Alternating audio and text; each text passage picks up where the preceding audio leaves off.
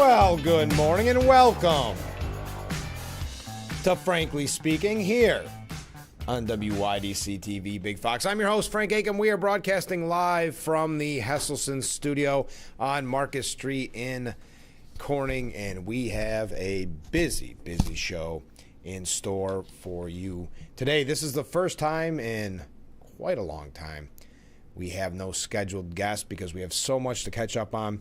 I pushed some things to the side just so we could have all the time in the world to catch up. So, as always, feel free to text at that number on the bottom of the screen at any time. Let's get to some viewer comments that happened after yesterday's program. Yesterday, good show. Handsome suit. Everybody liked the suit. Thank you. Looking forward to tomorrow's show. Have a great day. Well, thank you. And here it is, tomorrow's show already, and it's going to be a good one. Mark writes in, good morning, Frank. Well, good morning, Mark. I see you were on the news at the Irwin Town Hall. They were proposing a new town hall. How did it go? It went very well. A very nice turnout. Thank you to everyone voicing really their questions, their comments, their concerns. I thought it was a huge success. Very glad that it went as well as it did and to hear everybody's opinion. So thanks, Mark. Thanks for asking. And the government shutdown is officially the longest in history. My opinion why Democrats won on Tuesday is Trump cut too much. Too many people lost their jobs.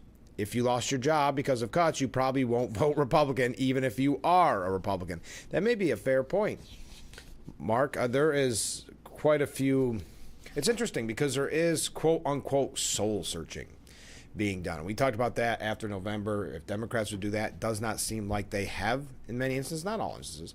But here you have Republicans kind of jumping all over themselves to, I'm not going to say point the finger, but to say this is what we need to do for 2026. I'm not saying that's a bad thing. I think Republicans do need to focus on 2026. But again, you would think Tuesday's victories were bigger than last November's victories if you're paying attention to the news.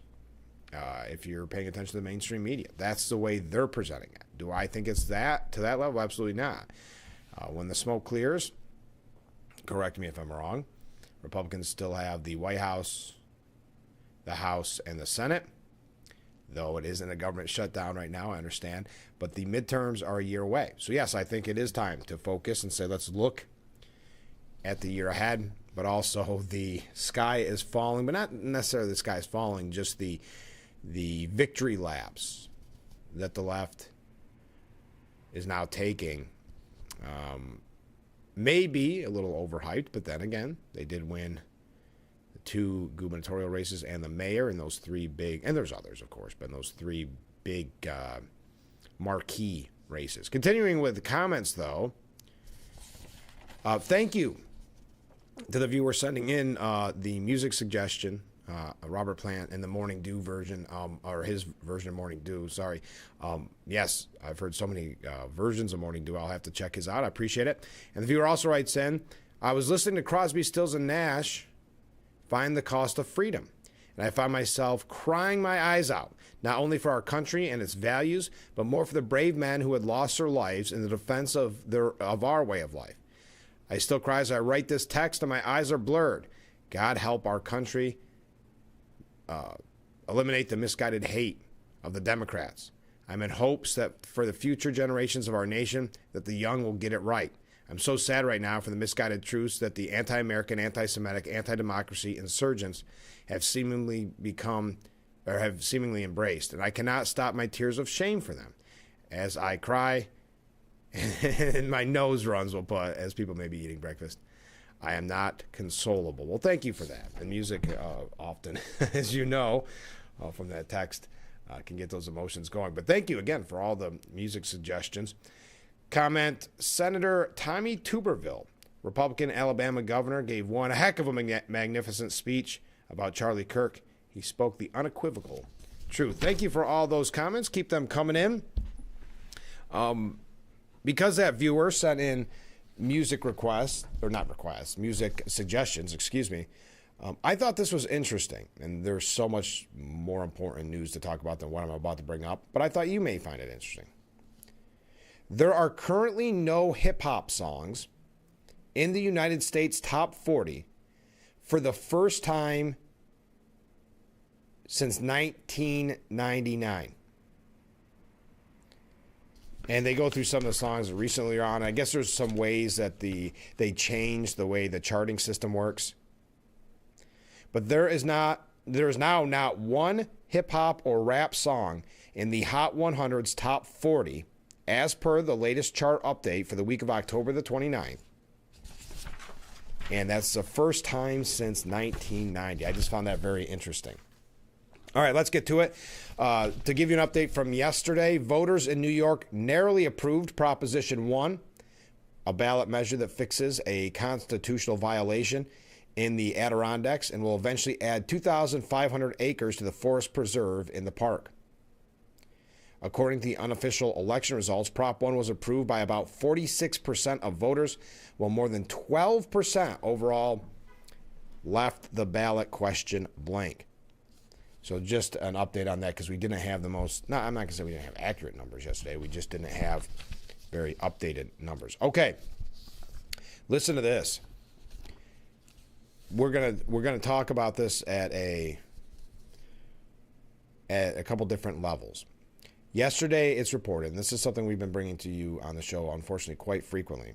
3 Chinese nationals working at a University of Michigan research lab were hit with federal charges Tuesday related to an alleged conspiracy to smuggle biological material into the United States for China.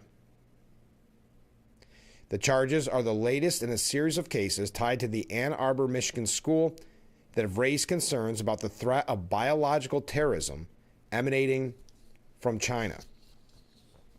Quote, allegedly attempting to smuggle biological materials under the guise of research is a serious crime that threatens America's national and agricultural security, said Pam Bondi. We will remain vigilant to threats like those from foreign nationals who would take advantage of America's generosity to advance a malicious agenda.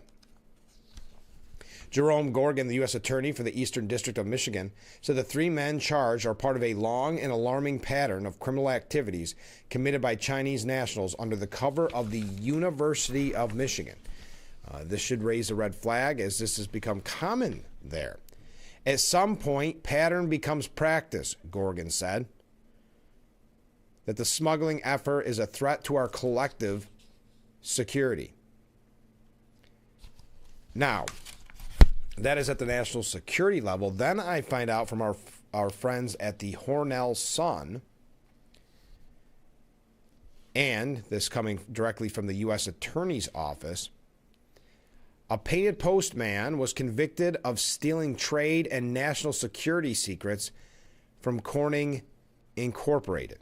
A federal jury has convicted Ji Wang, 63 years old, of Paint and Post, of 2 counts of economic espionage, 1 count of theft of trade secrets, 1 count of attempted economic espionage, and 1 count of attempted theft of trade secrets.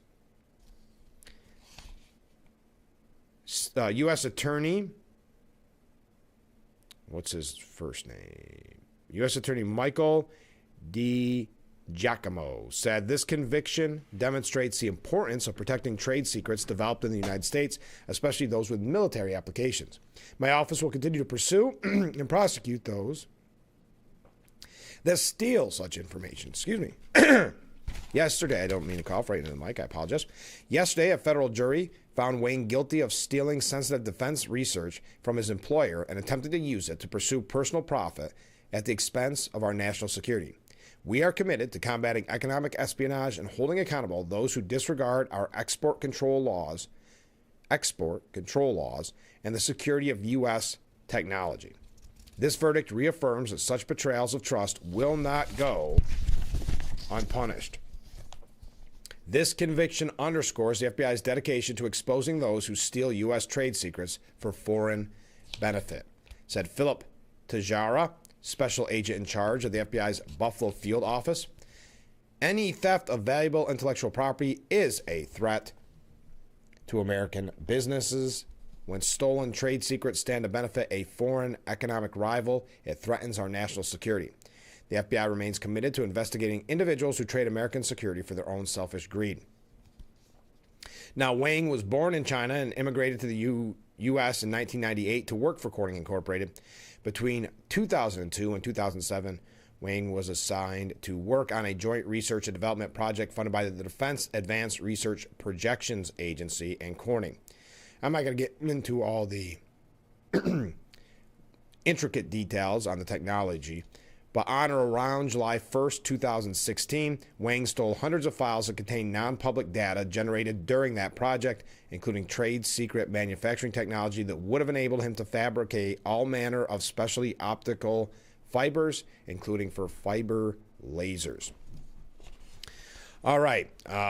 Also, 10 days before Wang stole the trade secret files, he had applied for China's 1,000 Talents Plan Award, which was an initiative by the Chinese government aimed at people who were born in China and immigrated to the United States to study or work in science and technology fields.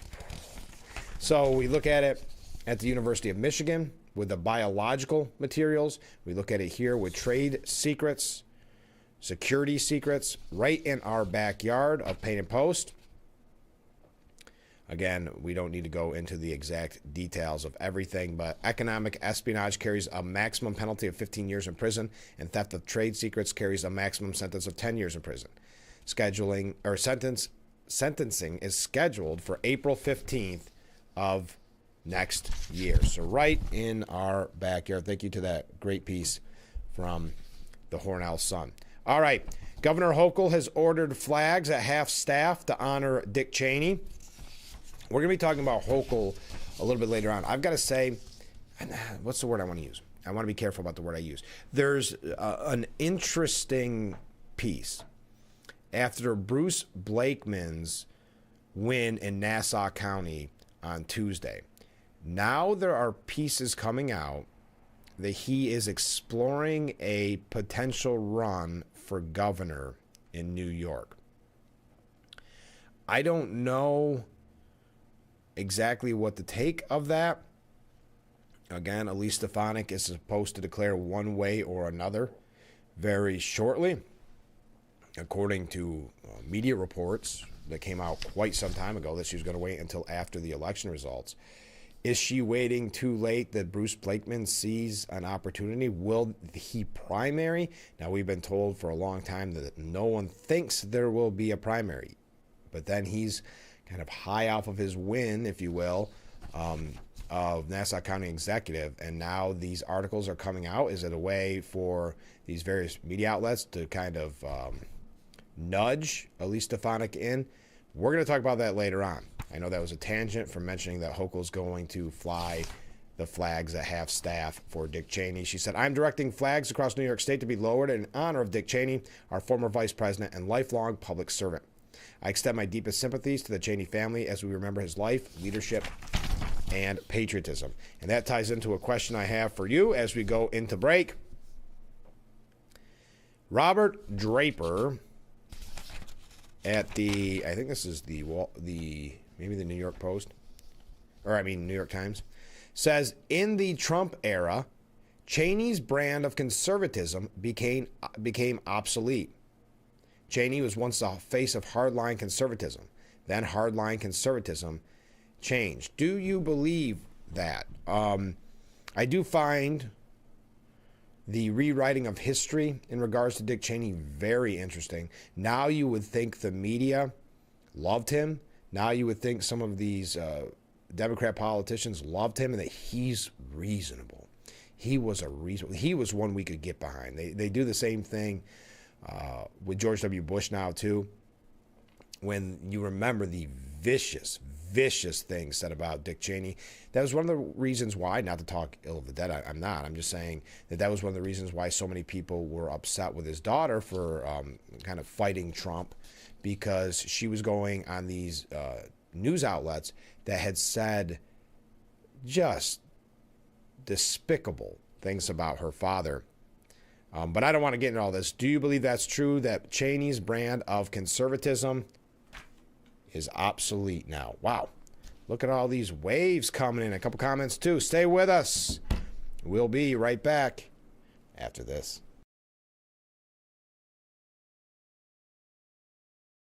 Hi, this is Tom Witzel, owner of Hesselson's in Amara Heights. At Hesselson's, we care about your well-being and overall health, whether it's relieving stress, muscle recovery, increasing circulation, or just revitalizing the body. Hesselson's now has 2 complete line of infrared and traditional rock saunas in our new and expanded showroom. Come in today and see why owning a sauna is the start of your new healthy lifestyle. Hesselson's is still locally and family-owned and operated in Amara Heights. After 70 years, it's still fun to poke in the corners at Hesselson's.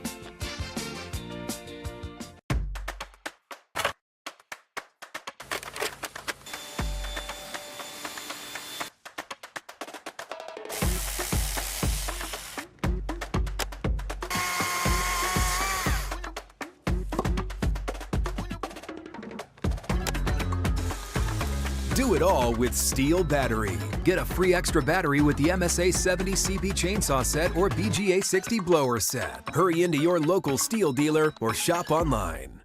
At Penn State, we preach excellence and try and strive every single day to be better than we were the last. It's very clearly resembled here. It's Blaze Alexander Family Dealerships. We're a family. I can tell he's a wrestler and he supports us. I'm really grateful for that. You've got to repeat the process so many times to get it right. But once you get it right, you just got to keep doing it and doing it and doing it the same way every time, every day without fail.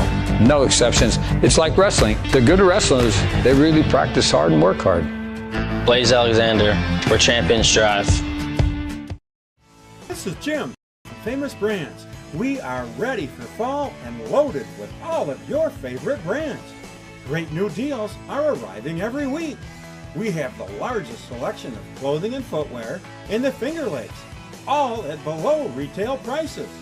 Famous Brands, downtown Watkins Glen, where you're always looking good for less.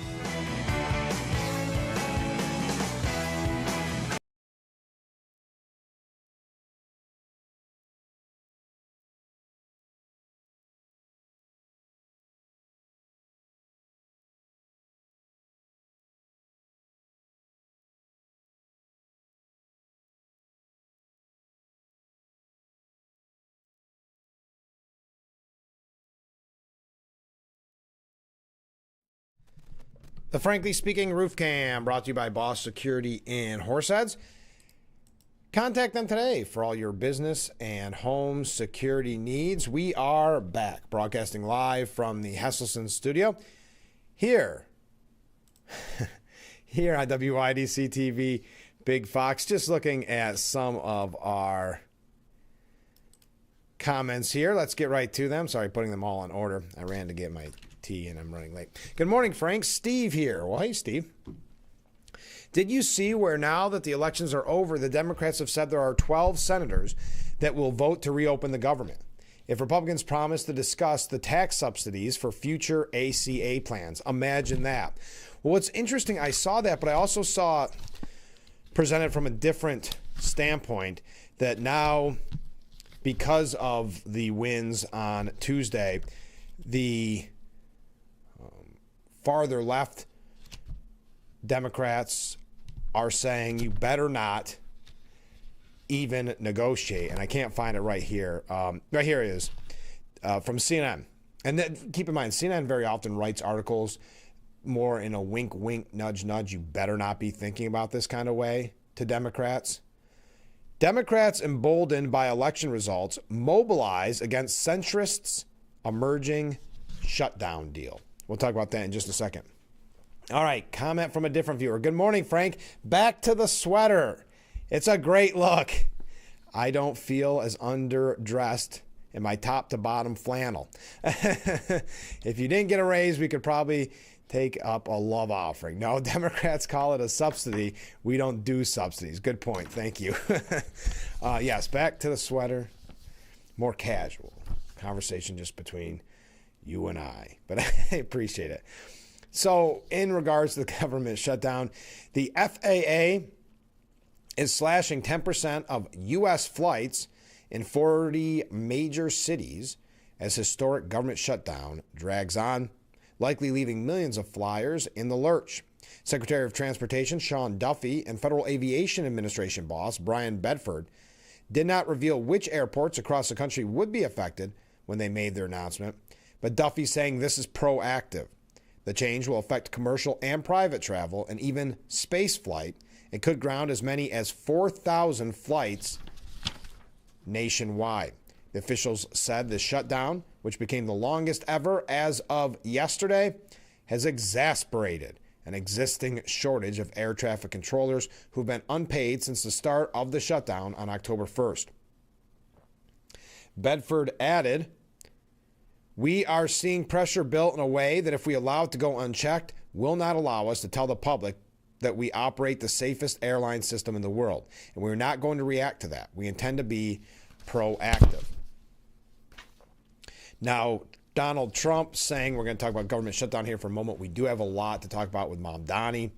I do have the few different pieces. One actually from Newt Gingrich about the quote-unquote lessons the Republicans need to take away from Tuesday. We'll talk about that as well.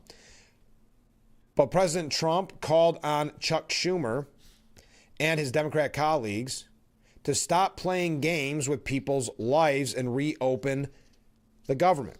It's time for Chuck Schumer and the radical Democrat Congress to stop playing games with the people's lives and to pass a clean funding bill that they've done 30 times before and to reopen government immediately. Just reopen it. Isn't it interesting? Obviously had no problem in the past passing a clean resolution, clean continuing resolution. But now, because it's Trump, their opinion changes. The same with ending the filibuster. You had Bernie Sanders and so many others calling for the end of the filibuster when they had power. Now's not the right time. Have you noticed that? We've got a couple of examples of it coming up here in just a little bit. Trump said that Democrats are holding Americans hostage with the shutdown. They're demanding free health care for illegal aliens that just came into our country from prisons and from mental institutions, and drug dealers and drug addicts, and they want to give them $1.5 trillion in giveaways that would turbocharge rapid inflation again. Meanwhile, the radical left Democrats are causing millions of Americans who depend on food stamps to go without benefits. They're forcing federal workers to go without paychecks, and they're stranding thousands of travelers at the airports. Now, keep in mind, and it's worth mentioning, that it was just last month that Chuck Schumer, who there's still a lot of calls for his ouster. I guess Bernie Sanders kind of hijacked a press conference with Chuck Schumer and started talking about leadership. We'll talk about that if we get a chance. But remember, last month, Chuck Schumer said, quote, "Every day gets better for us during the shutdown," meaning the Democrats. Think of that. So those people that, again, and it's rightfully so, we're seeing the stories of people that aren't receiving their SNAP benefits, that are struggling. People that we hear of that have not received paychecks, people whose flights have been delayed or canceled. And Chuck Schumer looks at that as every day gets better for us. Now, Senator John Kennedy, he's a hoot. If you haven't seen some of his interrogations in those Senate hearings, I would highly recommend it. He has announced a bill, actually two bills, that would withhold paychecks from congressional lawmakers during the government shutdown. One is called No Shutdown Paychecks to Politicians Act, while the other is called Withholding Member Pay During Shutdowns Act.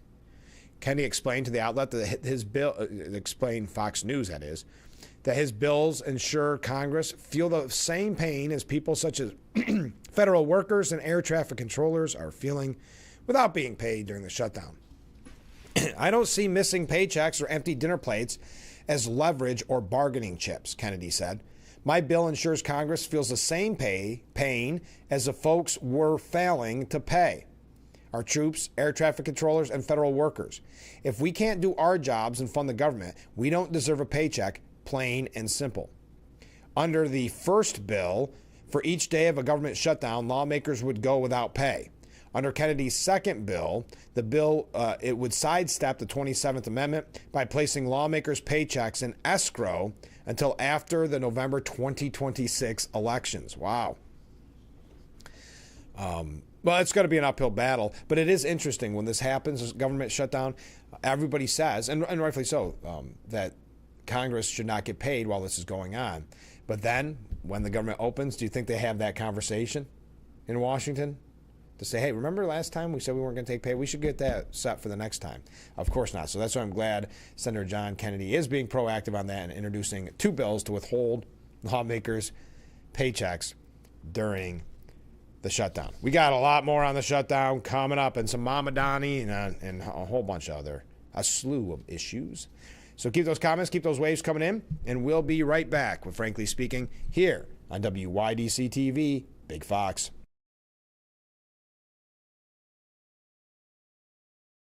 More cars, lower prices. Simmons Rockwell. Make car buying simple when you drive your deal at a Simmons Rockwell location near you, where you'll always find more cars at lower prices. When you're online, don't forget to visit our Facebook page at Big Fox News. Catch up on news from the Twin Tiers. Vote on the daily question and hear about local events. All on Facebook.com/Big Fox News. This is a Collector Consumer Alert. Hi, my name is Jared Johnson with SueTheCollector.com. Did you know that repossessions are on the rise in America? If your car, truck, or motorcycle has been repossessed by an agent that broke a lock, assaulted you, or trespassed on your private property, you have rights. Call us for a free case review at 1-877-BAD-REPO. You pay nothing unless we win money for you. Call me now. Build modeling your home? Croft Lumber is with you every step of the way. Lay a solid foundation with Logix Element ICF forms and a steady structure with premium framing lumber and Madison treated lumber. Protect your investment with quality roofing from Tamco and Central States Metal Roofing. Enhance energy efficiency and security with Anderson windows and Therma True doors. Beautify the exterior with Mastic siding, Trex decking, and Benjamin Moore paint. Start and finish your home project right with Croft Lumber in Sayre. Something with a diamond in it. Diamondback rattlesnake. It's in the name.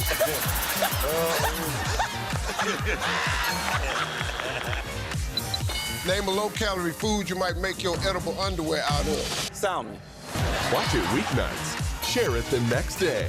Wild caught Norwegian teriyaki. Sharing the fun. Weeknights on Family Feud. 7 and 7:30. The Frankly Speaking Roof Cam brought to you by Boss Security and Horseheads. Contact them today for all your business and home security needs. We are back broadcasting live from the Hesselson studio here on Marcus Street. And quoting a comment from a viewer, good morning, Frank. Well, good morning. It did not take long for Mamdani to drop his mask, and now it begins. And there's a link to the first, but I'm guessing not the last. In this case, the FDNY commissioner has resigned after the elections. We have a lot of examples, not too much later on in the program, about Mamdani and some updates there. But I want to continue with the shutdown, and then we'll move along to that viewer's point, Steve, who said that there are talks about ending the government shutdown now that the elections are over.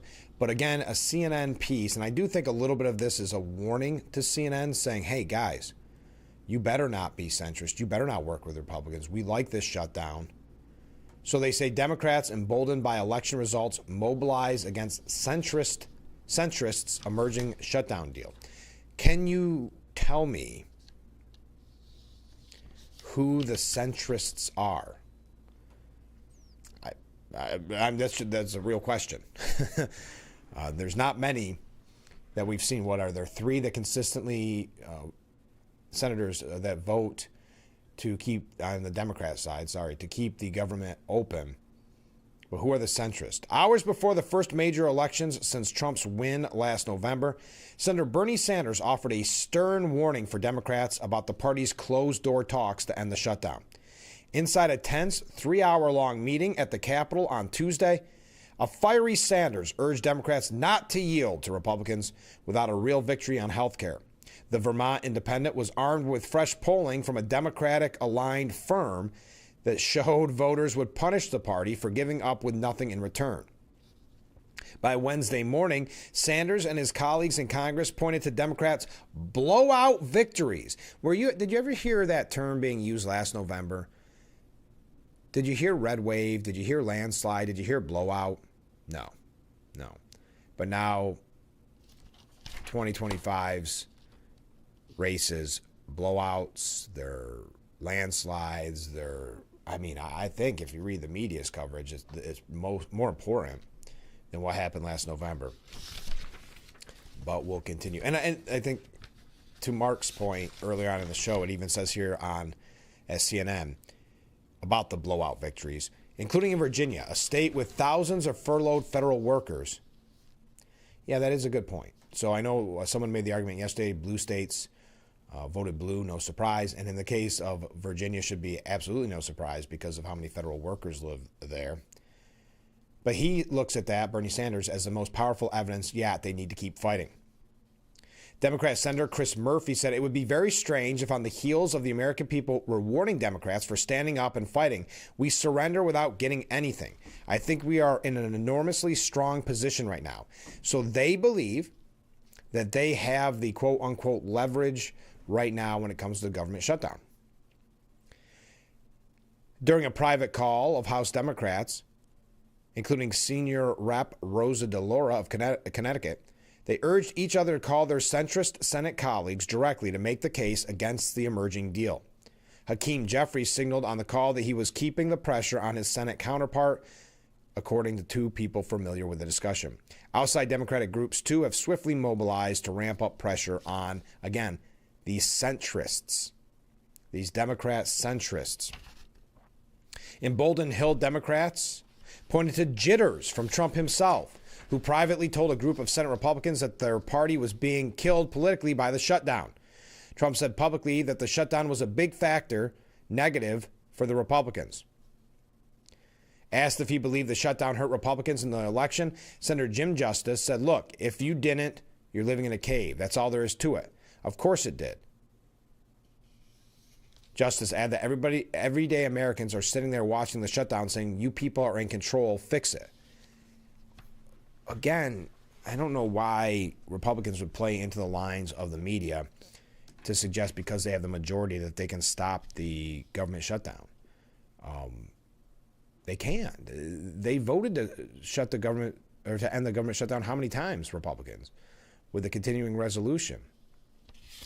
I don't know. This seems more to me of getting a couple quotes from Democrats to make it sound like to other maybe wishy-washy Democrats or Democrats thinking, I really want to open the government back up. Maybe this is their warning to them. You better not do it. Anyway, I don't think a lot has changed when it comes to the government shutdown now. The longest, I don't think there's going to be much negotiation, but I could end up embarrassing myself with that statement. Thune has again said that ending the filibuster is not happening, despite the demands from Trump. Thune said, I don't doubt that he could have sway with members, but I know where the math is on this issue in the Senate, and it's just not happening. Thune has been an outspoken defender of the Senate's rule requiring 60 votes to pass most legislative matters, but he's not the only Republican who has publicly expressed skepticism about overturning the rule. Mike Rounds was among the group of Republicans who met with Trump for breakfast at the White House after a bruising election night, which saw Democratic victories in several races. After the meeting, Rounds said that the president made a really good point about Republicans changing the rule, but he wasn't sold. I think there's a lot of us that really think the Senate was designed in the first place to find a long-term stable solution to problems, so we'll listen to what the president has to say. Senator John Kennedy called the filibuster important. My position hasn't changed. As I've said before, the role of a senator is not just to advance good ideas. The role of a senator is to kill bad ideas. And when you're in the minority, we're not now, but we could be someday, it's important to have the filibuster. I do see Trump's point on it, because I do think if Democrats get into a position of power where they can change it for their benefit, they will. But having said that, I lean towards the side of it not changing, but I've got a great piece here about those who want it changed that we'll get to in a moment. Bernie Sanders, man, he's making the rounds. He was on CNN's The Source. He responded to his past advocacy for eliminating the filibuster.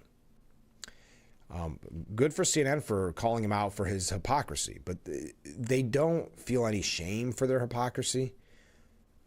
Bernie Sanders and others who called for the end of the filibuster who said how bad government shutdowns were. Their hypocrisy doesn't keep them up at night. So Bernie Sanders was asked about his past support for eliminating the filibuster. He said, I think right now we should maintain the filibuster. So how does that change? So it just changes back and forth. So let's say you eliminated it when you wanted to, years ago. When you're out of power, does it get to switch back? So it's always a win for Democrats? Is that what it's about? So I think right now we should maintain the filibuster. So again, if you would have got rid of the filibuster when you wanted to, how does that work? Would Trump be getting everything through that he wants? Or would you want to put in a mechanism in your hypocrisy that would only bring it back when Democrats did not have the power? Sanders said, the Republicans understand that the filibuster is an important part of what the Senate is. Well, later in the interview, he stated that whenever the majority party in the Senate doesn't have 60 votes to keep the government open, they negotiate with the minority party. But Republicans are not sitting down and negotiating with the Democrats to get the 60 votes. That's what these 60 votes is supposed to do. They're not doing it. That's the reason for the shutdown. Caitlin Collins said, and you think that they won't get rid of the filibuster, something you've advocated for at times? Senator said, well, I think right now we should maintain the filibuster. I think that's Senate Majority Leader John Thune's position and the position of a number of Republicans. So now so again, to see in their hypocrisy, if you would have changed it when you originally wanted to, we wouldn't have this situation, would we? But now, when it's a different position, now you don't want the change. When we come back, one other issue on the filibuster, and I'd love to hear your thoughts on it. But we'll get to all those here in a little bit. I keep getting distracted. Stay with us. We'll be right back with Frankly Speaking here on WYDC TV, Big Fox.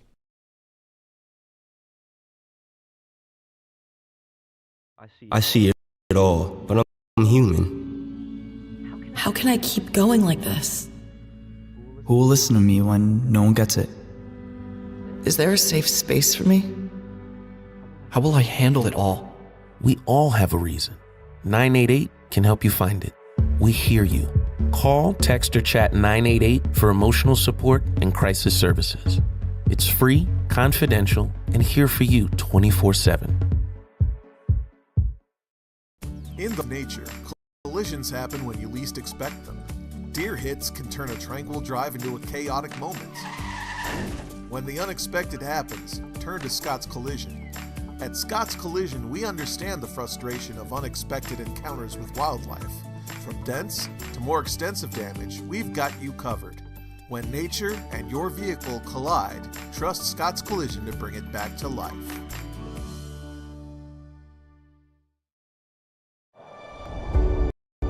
We are the keepers of the wild, America's original and most invested conservationists. For more than 80 years, we've been committed to conserving wildlife and the natural landscapes that define our nation. From rugged alpine ridgelines to peaceful tall grass prairies, we've supported the conservation of more than 36 million acres of American wildlands. Our funding has led to cleaner water, fresher air, and improved wildlife habitat. From abundant fish and waterfowl populations to robust deer and elk herds, nothing is more important than maintaining wild spaces for adventurers to explore and wildlife to thrive. We are America's hunters and target shooters, stewards of the American outdoors.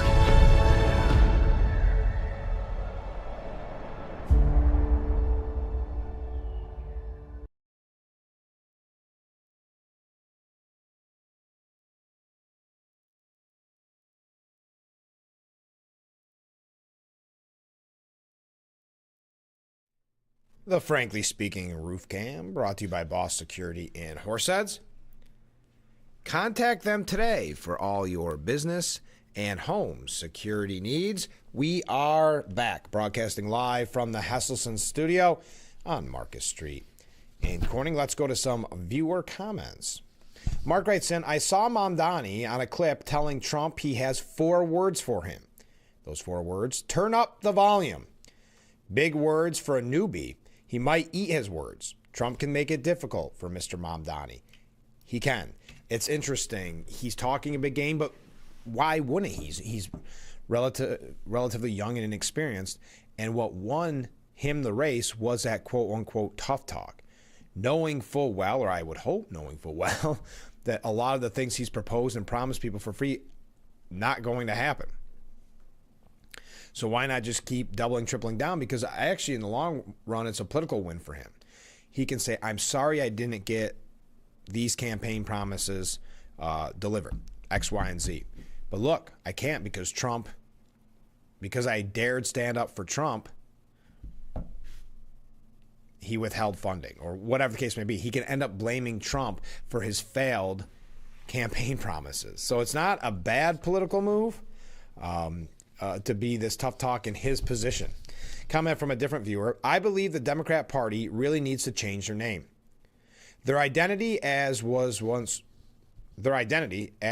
once was has been non-existent.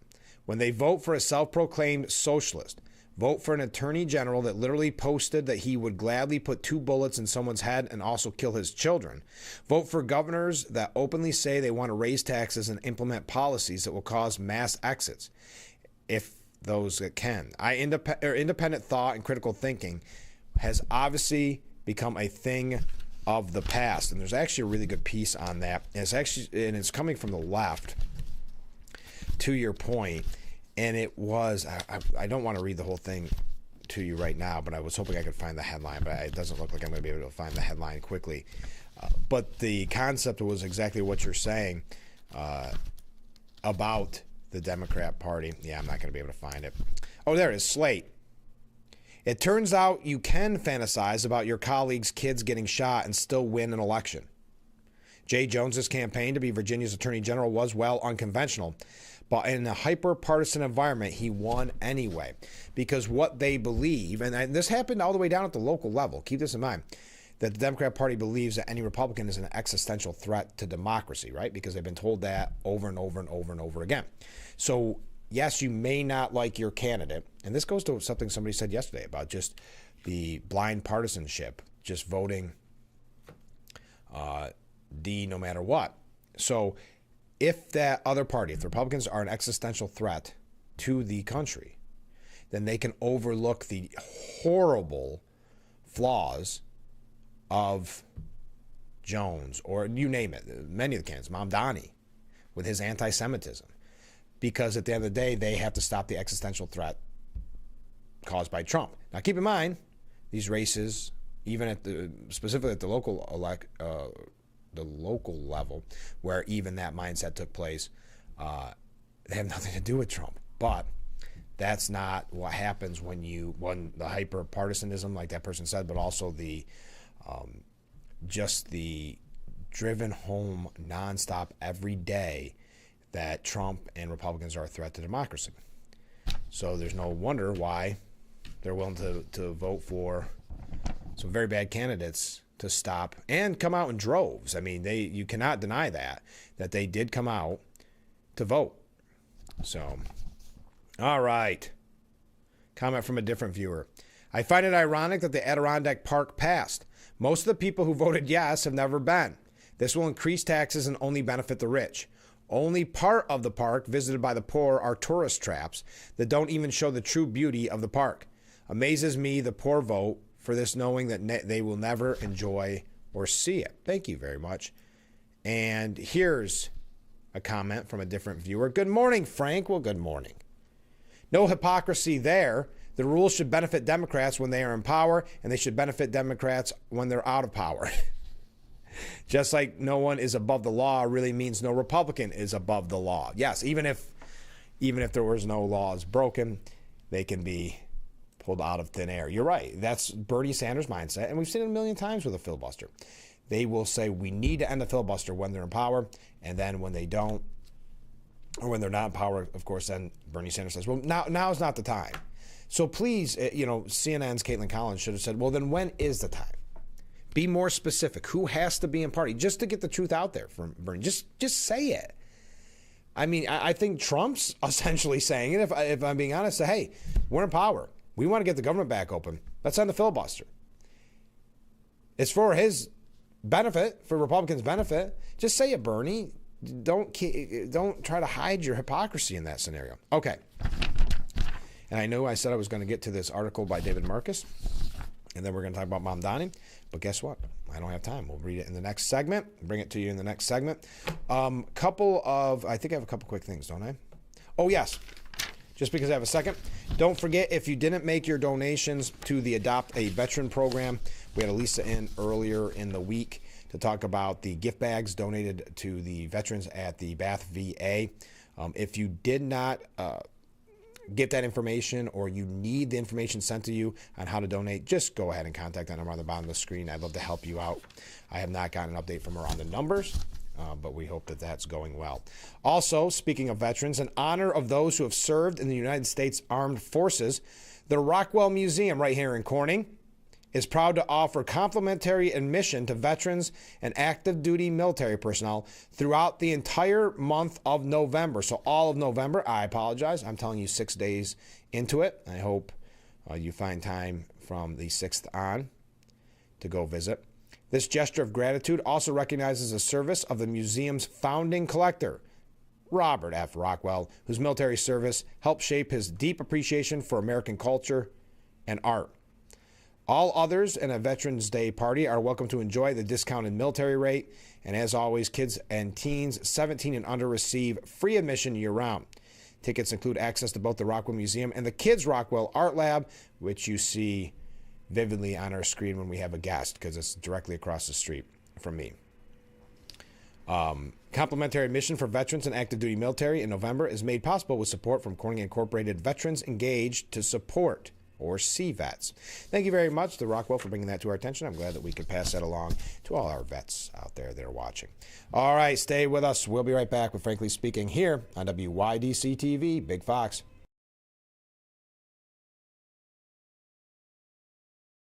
Your tap water is delicious. I know, right? It's this Culligan Smart drinking water system. What do you think is going on in there? I'm smelling a touch of chlorine. Yeah, I'm detecting some PFAS. I'm also getting notes of lead.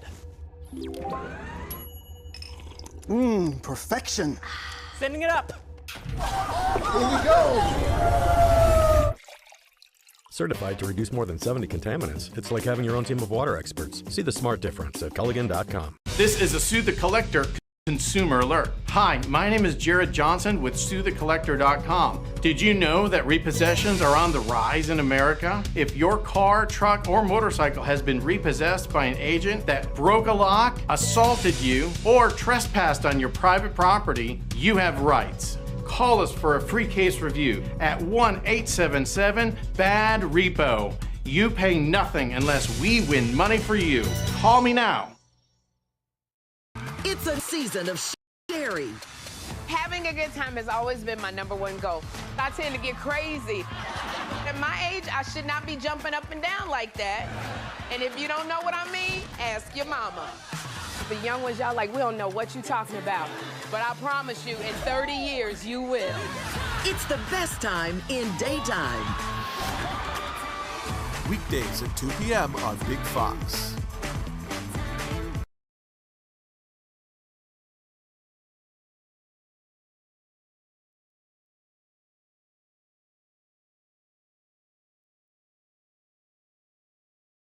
The Frankly Speaking Roof Cam, brought to you by Boss Security in Horseheads.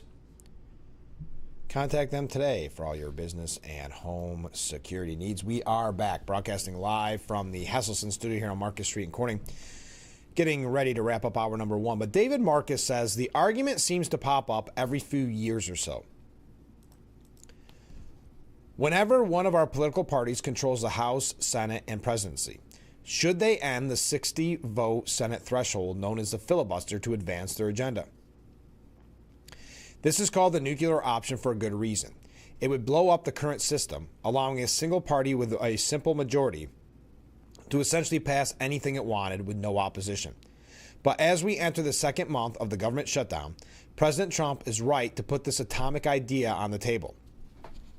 Let's start with the very real downsides, as I can already see moderates of both parties tearing at their hair as they read this. If Republicans pull the trigger on the filibuster, then the next time the Democrats, who are now socialists in all but name, take power, and they will eventually, a progressive parade of horribles seems all but certain. Would the Democrat socialists pack the Supreme Court? Yes. Make Washington, D.C. and Puerto Rico states? Almost certainly. Provide free abortion up to 9 months along with gender transitions? With glee. But what if Democrats are likely to blow up the filibuster at their next chance anyway, even if the GOP declines to? The last time this issue came up, during the Biden administration, there were only 2 Democrat senators who opposed the idea, Kristen Sinema and Joe Manchin, neither of whom have letters after their name anymore, who are no longer in office. So keep that in mind. So when you hear all these Democrats now saying we don't want to end the filibuster, they were for ending the filibuster back during the Biden administration when they were in charge.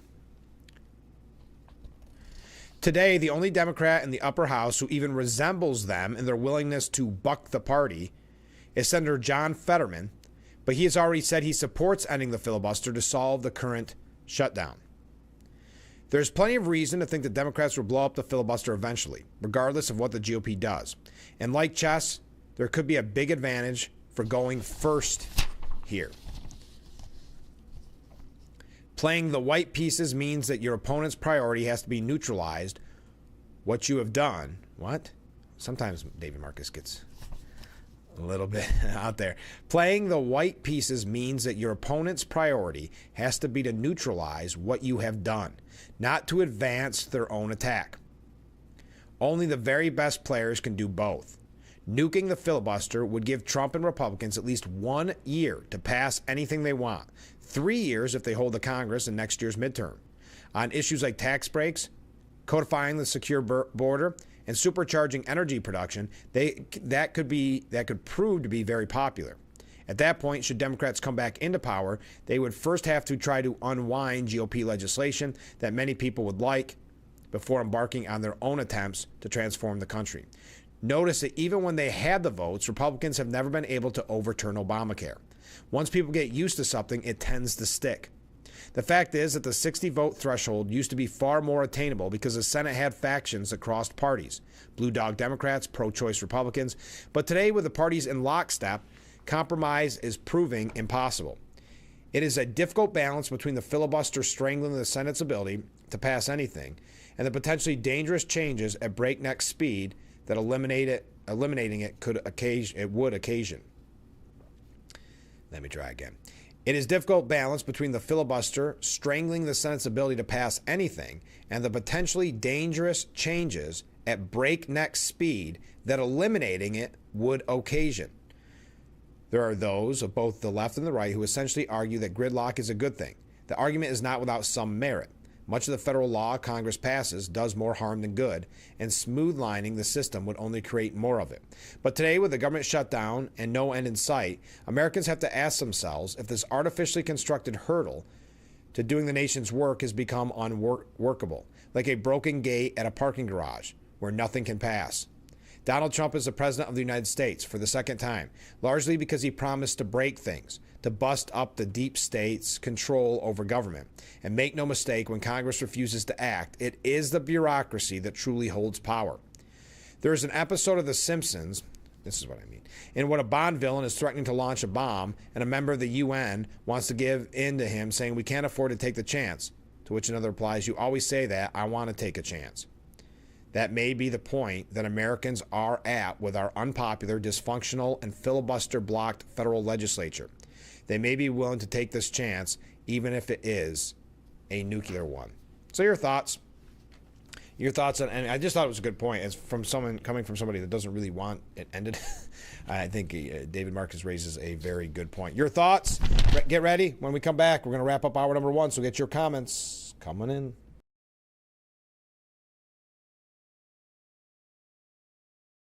Your Social Security disability claim has been denied, and you don't understand why.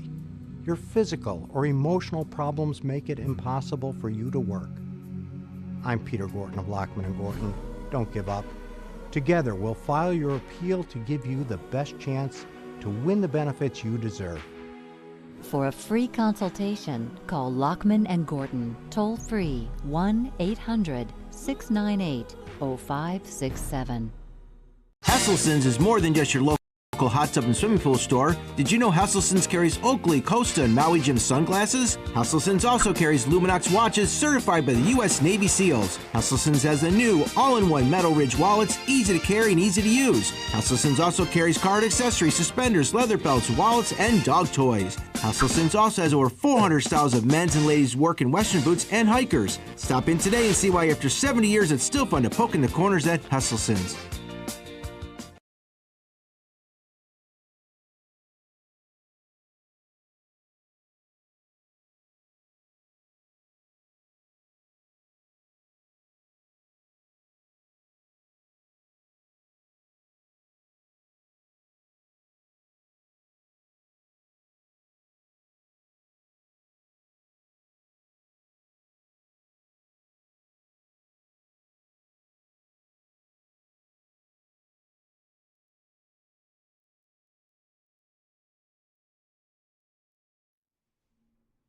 The Frankly Speaking Roof Cam, brought to you by Boss Security in Horseheads. Contact them today for all your business and home security needs. We are back, broadcasting live from the Hesselson studio, and thank you for joining us. Ken writes in, possibly you can help. I know that there were about 2 million votes cast in the New York City mayoral race, but having a hard time getting a figure on how many registered voters in New York City. The best I can find is about 5.5 million, which would mean only 36% of the registered New York City voters cared enough about who runs the city to vote. I would say that the 36% number wouldn't surprise me, but I did a quick search. I don't see the exact figures on how many people are registered in New York City, and who knows if they want to release that information. But 36% would not surprise me. But so thank you, Ken, for doing that math. But if I find out more, if anybody else has done the research and can find it, let us know. All right, in the next hour, because we're wrapping up hour number 1, we're going to talk about Mom Donnie in New York, so how appropriate with Ken's comment. We got a few things here about Democrats in general. It kind of ties in. It's not really a question. I just want you to kind of marinate on it for a while, to think about it for a while. According to the New York Post, the GOP, Bruce Blakeman, they word that strange, but Bruce Blakeman is eyeing a run for New York governor after his red wave win on Long Island. Is everything a wave? Are we going to do that for everything now? But Bruce Blakeman, who won in Nassau County as the executive, won big, supported by Trump. Now, because of that, he may be thinking of running for governor. So what are we doing here? I'm hoping he's not thinking primary. Stefanik gets in, but when is Stefanik going to announce? Hopefully, if she is, either way. Because at this point, if she doesn't want it, tell Blakeman to get in there, I suppose. But it's been such a long delay anyway. Can we get the answer now that the elections are over one way or the other so we can start the gubernatorial race? Especially if it's Blakeman, he's going to need some time to get out there and get known. But something to think about. We'll get to more in depth on that later. Stay with us. Hour number 1 in the books. Hour number 2, moments away. We'll be right back.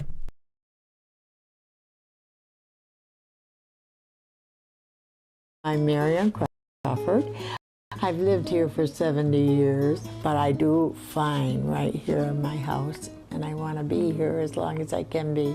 And I feel comfortable knowing that if something happened to me, someone would know because of the cameras that are installed in various spots in my home. That has been a wonderful gift to me to be able to have that security and that support from Full Circle America, and that's what it's all about. Every day is a chance to do something meaningful. At Quick Fill, it can start with a tank of gas or a cup of Bradley Street coffee. Free every day in November with a purchase of our Operation Give Thanks mug. Whether you're fueling up, purchasing a mug, or making a donation, you're part of something bigger. Through Operation Give Thanks, you can feel proud knowing you're helping make a difference in the lives of veterans and their families. For a stunning transformation At Croft Lumber, our experienced designers specialize in remarkable kitchen and bath transformations, starting with exceptional cabinetry. Explore our large showroom and find the perfect cabinets to elevate your space, no matter your style or budget. Do you need to update your countertop? We have granite, quartz, and laminate countertop options. Count on Croft Lumber for appliances from GE, Whirlpool, and more. Reimagine your home with Croft Lumber's kitchen, bath, and appliance departments. Visit us online at croftlumber.com.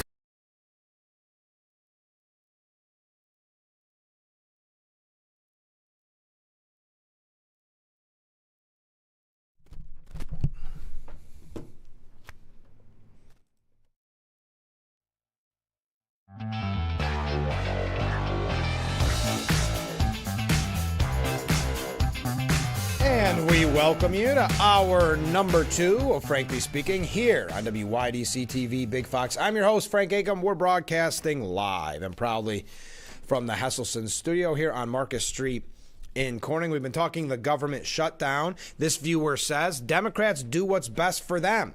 Our country is always second. And that's in reference to the blatant hypocrisy in the nuclear option, where Bernie Sanders and so many others have called for the end of the filibuster in the past. But now, when Republicans are in control, of course, they have a completely different opinion. Bernie Sanders basically saying, no, only when we're in power would that make sense, right? You can look at it no other way, in my opinion. I did mention, before we get to Mom Donnie, I keep mentioning this, and I'm just afraid we're going to glance past it, because Bernie's been very outspoken. He's feeling good after Tuesday, right? His brand of socialism gaining traction with Mom Donnie. Well, Bernie Sanders took over Senate Minority Leader Chuck Schumer's post-election news conference, knocking the Democrat Party for their lack of support in political races in New York and Maine. Now, think about that. He hijacks Chuck Schumer's press conference. Chuck Schumer did not endorse Zohran Mamdani. Well, the party leadership did not support mayoral candidate Zohran Mamdani in New York, Sanders said in front of the Senate podium. Party leadership is not supporting Senate hopeful Graham Plantner in Maine, and I think he's going to win. I think there's a growing understanding that leadership and defending the status quo and the inequalities that exist in America is not where the American people are.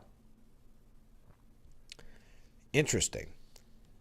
Schumer had said before the outburst that last night Republicans felt the political repercussions of the Trump administration policies. It should serve as nothing short of a 5-alarm fire to Republicans. I don't remember anybody saying that last November should have been a 5-alarm fire for Democrats. I'm just saying, it seems to be the hyperbole is a lot different depending on who is victorious. Their high-cost house is burning, and they've only got themselves the blame, as loudly and clearly as could possibly be done. From one end of the country to the other, the American people said enough is enough. Okay. So again, in the historic landslide victory in November of Republicans taking the House, the Senate, and the White House, just a year ago, did Democrats reflect on how that went and say, boy, our high-cost house is burning, and we've only got ourselves to blame? As loudly and clearly as could possibly be done from one end of the country to the other, the American people said enough is enough with us. No, there wasn't no real soul searching. There still isn't. So again, I say go for it. I mean, I'm not. This isn't even petty or something. They were victorious. Democrats were victorious on Tuesday. And again, I think we wake up on January 1st, and the Republicans still have the House, the Senate, and the White House. Now, yes, 2 governors are now blue from a blue state. Okay. And yes, a socialist now runs New York City. That is arguably their biggest win. So I'm not saying it wasn't a good night for Democrats. I'm not taking that away from them. But to put this on some type of pedestal as arguably the biggest win in history is quite laughable. I know that makes them giddy, the Chuck Schumers of the world and the media, for the midterms, as if the midterms are all over but the shouting. The Democrats are going to take back everything. I don't know the answer to that, obviously. I will say I hope Tuesday night's elections were a wake-up call for complacent Republicans who didn't bother to vote. I look at some of the local numbers here. Obviously, we couldn't vote for New York City mayor or for Virginia governor or New Jersey governor. But I look for some of the numbers here, and they were rather pathetic, if I'm being honest. And you looked at some of the primary votes, and they, on the Republican side, they're very pathetic, not getting out and vote.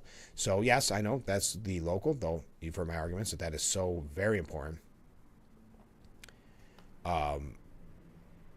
If that complacency of just, hey, we got the House and Senate, we don't have to worry about no Republican. And I think there's this a mindset of some Republicans that we never have to worry again, because after November's landslide victories, there will never be a Democrat victory ever again. It's just a matter of time before Republicans take over completely, and no way. Well, that's not going to be the case if you don't get out and vote. And next year you'll have midterms and you'll have a gubernatorial race, whether it is Elise Stefanik if she finally declares, or whether it's this Bruce Blakeman, which the article does concern me about him saying that, not because I understand he just came off a huge win and maybe he's excited. I hope it doesn't lead to any kind of primary Stefanik gets in, but also I hope it wasn't something where Stefanik kind of behind the scenes said, you get ready, you start planting that seed, because maybe I'll just let you go. I don't know. This is all just speculation. I'm not privy to any information, but it's a little concerning. Anyway, I don't want to read any more of Chuck Schumer's comments, but it is funny that Bernie hijacked the press conference. Okay, Mom Donnie. Pressure is mounting, according to Fox News, on Governor Hochul to back Mom Donnie's plan to raise taxes for New York City. Okay, interesting. So she is receiving more pushback. She is receiving, because let's face it, everybody is telling you, and Hochul is pretty easily swayable, it looks like. I don't think I'm telling tales out of school, that, oh my goodness, I can read the writing on the wall, that this is the biggest race in history. Mamdani. So I better listen to his people if I don't want a primary challenge. Bad news, I think she's going to get a primary challenge either way. When Mamdani didn't endorse her twice now, when she endorsed him and attended rallies with him, I think it's a bad sign for Governor Hochul in reference to a primary challenge. So now there is pressure from the far left and those in the media who see some type of hero in Mamdani, see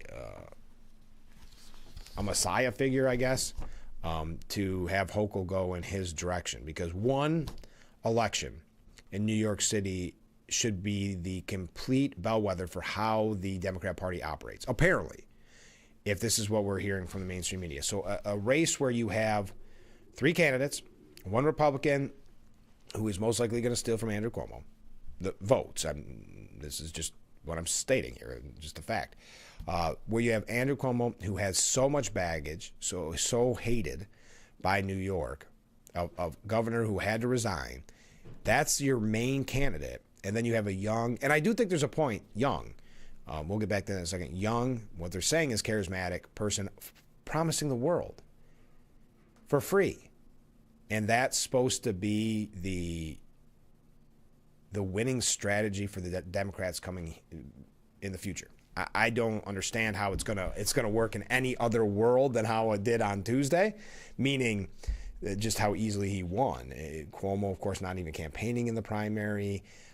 But I do also think the Democrat Party, and you've heard me say this for a long, long time, but specifically since Mamdani's rise, the Democrat Party has been begging for the end of the Chuck Schumers of the world, of the Andrew Cuomos, of the quote-unquote old guard, Nancy Pelosi's, you name it, and they're demanding the young guard, the AOCs, the Mamdanis, the 30-somethings, the 20-somethings in some instances, because they saw what happens when they were told that Joe Biden had to be their candidate. He's the only way they're going to win. And then Joe Biden says, I was going to be a transformational president, but now I want another 4 years, and we saw the health decline. They're finally saying we want younger people involved. That's for better or for worse. It doesn't matter. That's just, I think, a part of Mamdani's rise. But he has now, just to already show you failed campaign promises, he originally said he wanted to turn the page on the old guard of New York City Democrats, the Cuomos, you name it. Instead, he has hired party insiders to help steer his transition. Mamdani vowed Tuesday night during his address to turn the page on old guard New York City Democrats. But within less than 24 hours, the mayor-elect of New York City announced a transition team comprised of folks with ties to the administration of Bill de Blasio, Eric Adams, Michael Bloomberg, and Joe Biden. Van Jones, you probably heard this back and forth by now. Van Jones says Mamdani missed an opportunity with his divisive victory speech, that he should have been more unifying.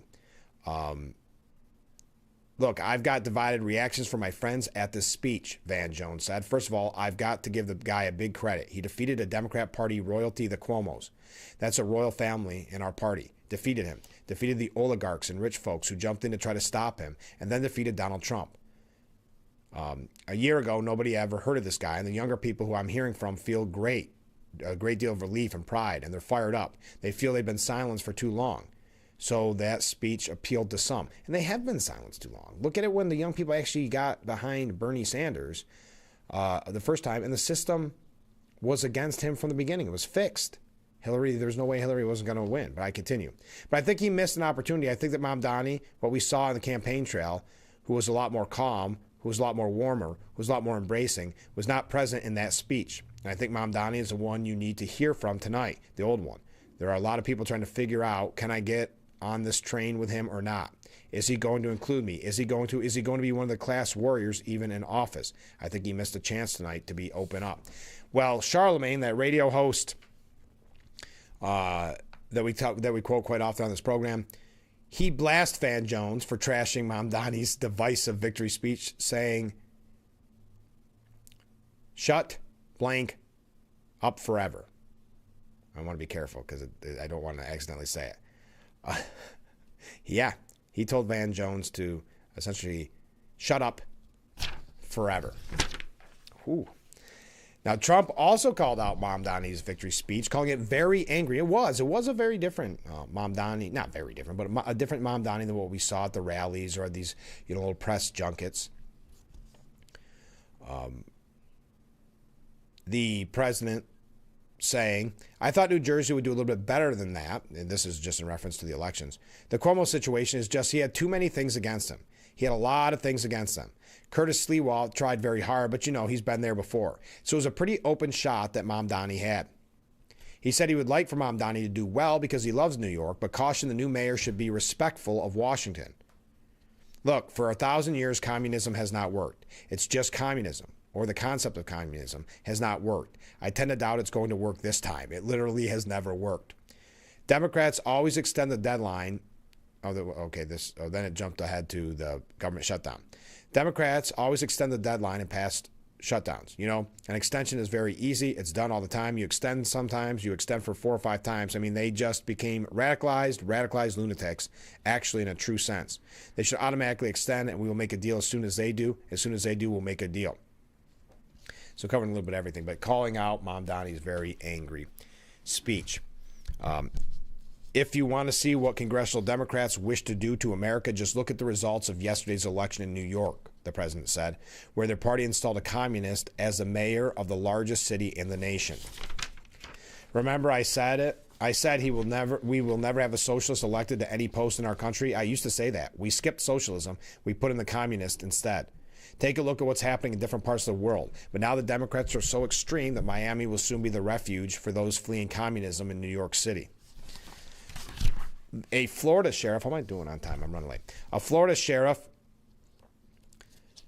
invites New Yorkers looking to flee the city after, be careful what you wish for, because those people from the city may move there and then start voting like they did in the city. Don't think that's not a real possibility. If you're a New York City resident or a great NYPD officer unhappy with the result of tonight's mayoral election, let me be the first to invite you into the welcoming arms of Volusia County, said Sheriff Mike Chitwood. That's nice. I think you're going to see a lot of tourism ads and moving ads to Florida. To my NYPD friends, if you want to come to work in an organization that's cutting edge, innovating every day, a place where you're appreciated by the community and supported by the elected officials, then check out the Volusia Sheriff's Office and take a look at how we're getting the job done. For New Yorkers, he continued, Where is it? To all New Yorkers, if you're looking for a better quality of life, from education to the outdoors to the beautiful weather, check out Volusia County. We are open for business. Tonight's election is not the end. It can be the beginning of a new life. What a nice ad. All right. We got to take a short break. A lot more on Mom Donnie. Keep those comments, keep those waves coming in, and we'll be right back with Frankly Speaking after this.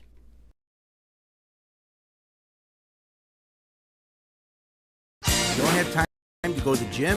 The health club is not an option? Come to Hesselson today and see why swim spas and fitness systems can fit into anyone's yard and budget. 12-foot, 14-foot, 15-foot, 18-foot dual temperature hot tub and swim spas are all on display in Hesselson's indoor and outdoor showroom. Try before you buy. 0% interest-free financing options are available on every Hesselson swim spa. Swim and exercise year-round and start making every day better. After 70 years, it's still fun to poke in the corners at Hesselson's. This is a Sue the Collector consumer alert. Hi, my name is Jared Johnson with SueTheCollector.com. Did you know that repossessions are on the rise in America? If your car, truck, or motorcycle has been repossessed by an agent that broke a lock, assaulted you, or trespassed on your private property, you have rights. Call us for a free case review at 1-877-BAD-REPO. You pay nothing unless we win money for you. Call me now. Small businesses are the heart of America. Like you, these entrepreneurs started out with a dream and the drive to build a better life. If you have a small business idea to grow or challenge to face, you don't have to go it alone. Since 1964, SCORE has helped millions of entrepreneurs build their businesses. Today, they are the nation's largest nonprofit source of expert mentoring, resources, and education.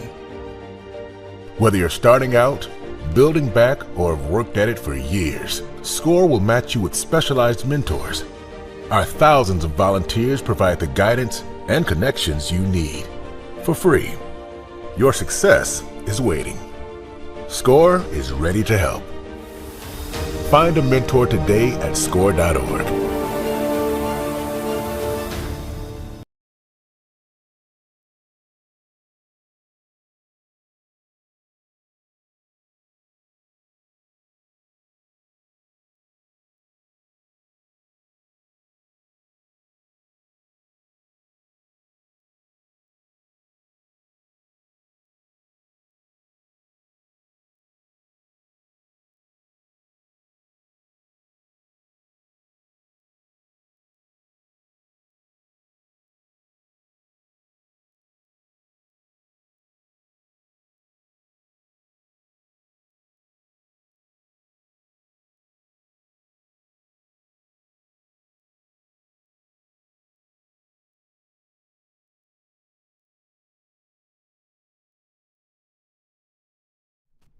The Frankly Speaking Roof Cam brought to you by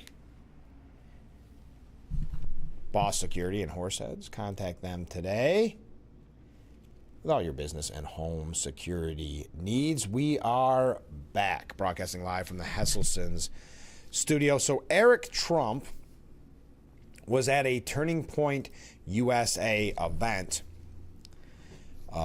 He was the headliner.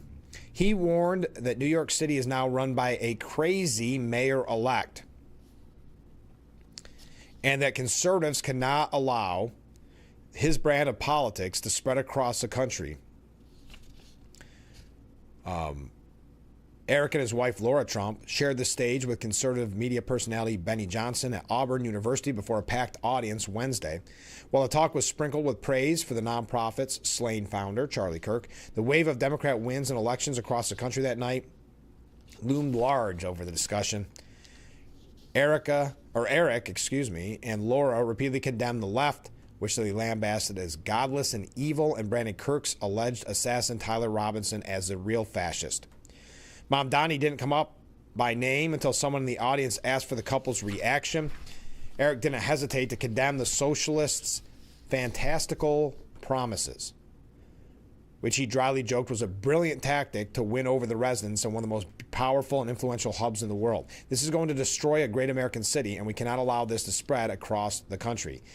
And Laura warned that having Mamdani as the new face of the Democrat Party will not end the way even his supporters want. We can never allow this to happen ever again in the United States. Now, this coming off the back of a comment from a viewer yesterday about kind of being surprised at the support Mamdani received from Jewish voters as we've seen him embrace these anti-Semitic messages, not denouncing the globalize the Intifada slogan. Well, Liel Leibovitz from the New York Post says, for New York Jews, these are the worst of times and the best of times. The worst part is obvious. It's not just that 1 million of our neighbors sauntered into the ballot box and cast their votes for an anti-Semite who missed no opportunity to stand with terrorist sympathizers and Jew haters. It's also that our very own communal organizations, groups founded specifically to prevent a movement like Mamdani's from rising, failed miserably. The city with the largest Jewish population anywhere outside of Israel should have seen Mamdani coming, and its Jewish leaders should have done much better to stop him. Instead, with few exceptions, these leaders equivocated. The Jewish Community Relations Council of New York, for example, embraced a string of virulently anti-Israel Democrats, including AOC. President Trump, though, wasn't so lucky, receiving the group's sharp criticism for his efforts to deport illegal migrants and keep our borders safe. So that group embracing AOC, but attacking Trump, who has been such a friend and ally to Israel, one of the greatest they've ever had, according to Benjamin Netanyahu, and yet he receives criticism. The Anti-Defamation League did even worse. The group, previously one of the most revered Jewish organizations nationwide, spent the last few years turning itself into a full-blown arm of the Democrat Party, releasing reports, for example, that argue that anti-Semitism is a problem exclusively on the right and not, say, on radically progressive college campuses. And as one researcher reported in Tablet magazine last week, even the group's attempts to educate Americans about anti-Semitism are a disaster. People who completed the ADL's anti-Semitism curriculum were 15 times more, not less, likely to express anti-Jewish sentiments. None of this is hard to understand. For years, America's organized Jewish communities sang the tunes of the left, focusing on diversity, equity, and inclusion. Even as their so-called allies informed them in no uncertain terms that Jews no longer have a place in the gorgeous mosaic of aggrieved minorities orchestrated by the Democrats. And we talked about this in the past. The Democrat Party, as Van Jones said, became marbleized with anti-Semitism. But for Mamdani's victory to have any meaning then, these organizations and the individuals that lead them must face a very serious reckoning. I don't want to go into any more depth in this because it gets a little bit in the weeds, but even as our organizations crumble, expect to see more New York Jews walking around with their head up high, holding a mayor that has missed no opportunity to denigrate us. We've had much more formidable foes than a failed rapper who rode waves of guilt and envy into an office for which he is tragically unprepared. And this latest challenge comes after a very long period of reminding ourselves that what it means to live full and uncompromising Jewish lives. To borrow a phrase from our new foe in City Hall, our time is now. I thought that was nice in reference to that comment from yesterday's program. But keep in mind, too, the DSA, the Democrat Socialists of America, which is actual Mamdani's party. Oh, I'm running late already. Betsy McKay has a very good point on this. They are energized. They see this power that they gained through Mamdani, and they are flexing that power. And they're going to flex it in Albany and throughout every corner of the state. The victory gives a huge political boost to Democrat Socialists of America, those embedded in New York State's Senate and Assembly. They are already poised to ignite wholesale legislative attacks on property owners, charter schools, law enforcement, and business statewide. In New York, the big decisions about criminal law, education, rent laws, and taxation are legislated at the state level, not locally. New Yorkers, brace yourselves for crazy laws and huge tax hikes, with Mamdani and the DSA calling the shots in both Albany and the City Hall. That's a good point. He is a member, Mamdani, of the State Assembly, if you weren't aware, until he was sworn in as mayor, gathering endorsements from the state's top legislative leaders and a sizable block of 27 assembly members and 16 state senators in the run-up to Election Day. His conquest Tuesday elevates him to national statue and sets him up as the de facto head of the state's Democrat Party with far more sway than Governor Hochul. And isn't that a great point? Governor Hochul has always wanted to be the leader of the state's Democrat Party, and she has not been successful. I remember Nancy Pelosi blamed Hochul specifically for losses in the last midterm, not in the general election, but the previous midterm, blaming her specifically because of Lee Zeldin. 4 years ago is what I'm trying to say, 5, I guess. Lee Zeldin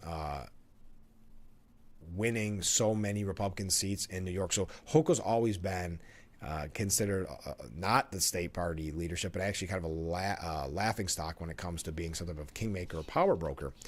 And now I didn't put two and two together that Mamdani is now the de facto leader of the state's Democrat Party. Keep that in mind when we talk about the gubernatorial run, when we talk about the midterms in New York State.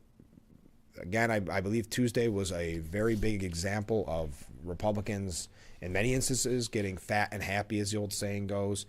They became too complacent. They saw, we'll do. We'll never have to worry again. And I think you better start looking at Mamdani being the face of the party. New York City overwhelmingly voting for a socialist, and just keep that in mind when we talk about the gubernatorial race and the midterms. I'm running late. You please stay with us. We've got a lot more to discuss. I see some comments coming in. I'm just looking at how late we're going. Oh, yeah. Stay with us. We'll be right back with Frankly Speaking after this.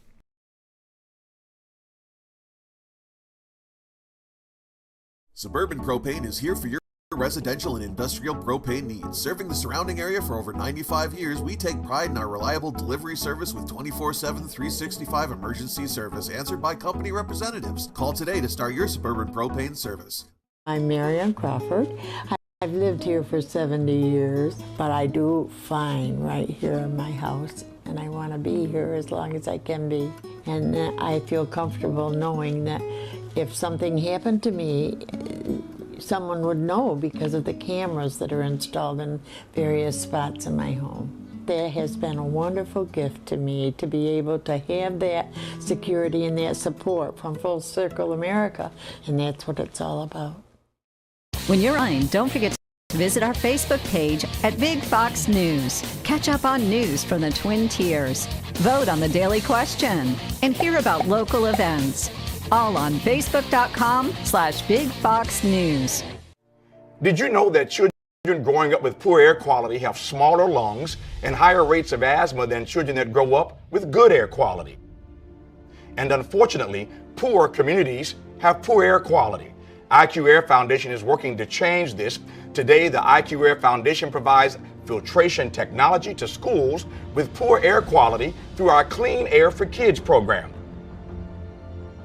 Our goal is to help over 50,000 school children every year breathe over 90% cleaner air indoors, helping to level the playing field, reduce barriers to learning, reduce sick days, and increase test scores. Mitigating poor air quality is key to environmental justice. Help Clean Air for Kids reach more children at IQAirFoundation.org.